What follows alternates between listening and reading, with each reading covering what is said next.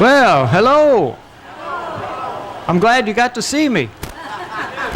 I should tell you fine folks, on my way here, a woman stopped, told me I'm the ugliest fella she's ever laid eyes on. I said, ma'am, that may be, but I can't help it. She said, sure you can. Stay home. That reminds me about the time I was shaving one morning back in New Salem. This is long before I grew the beard. Took a close look in the mirror, studied myself very carefully. It made me so unhappy that I vowed at that very moment, if I ever met a man uglier than me, I'd shoot him on sight and put him out of his misery. Not long after that, I encountered a gentleman leaving a saloon. I ran up to him. I pulled my pistol. I told him to say his prayers. He said, why? What did I do? Then I told him about the vow I had made. He said, you think I'm homelier than you are? I said, yes, sir, I do. He said, then for God's sakes, shoot me. You folks know I always loved the theater, Shakespeare in particular. One night, I treated myself to the front row. I sat down, carefully removed my stovepipe hat, placed it on a chair next to me for safekeeping. A lady sat right on top of it. A heavy-set gal squashed it flat like a pancake. I looked at her. I said, dear, if you had asked me beforehand, I would have told you it doesn't fit.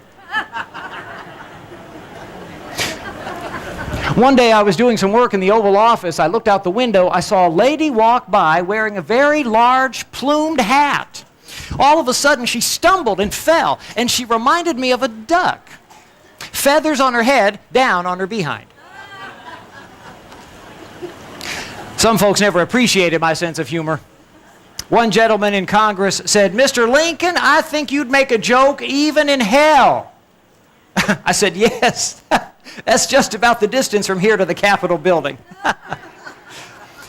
I was at the Republican convention in Decatur, and I was approached by a grouchy old Democrat. He said, Lincoln, I understand you're a self-made man.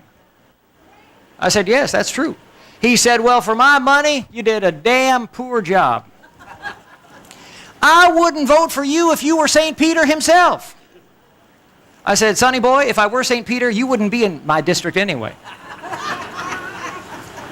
Now, you folks might remember, I was born February 12th, 1809 in Kentucky.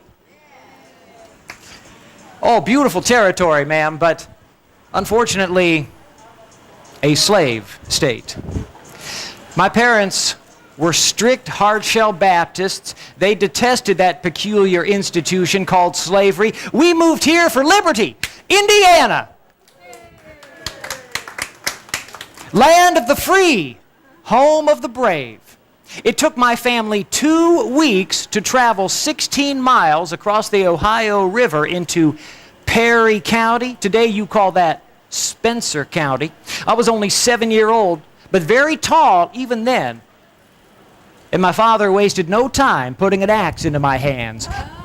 That proved to be a most useful instrument for chopping down trees and cutting logs for the cabin. Oh, a shocking earthquake rolled through the day we arrived.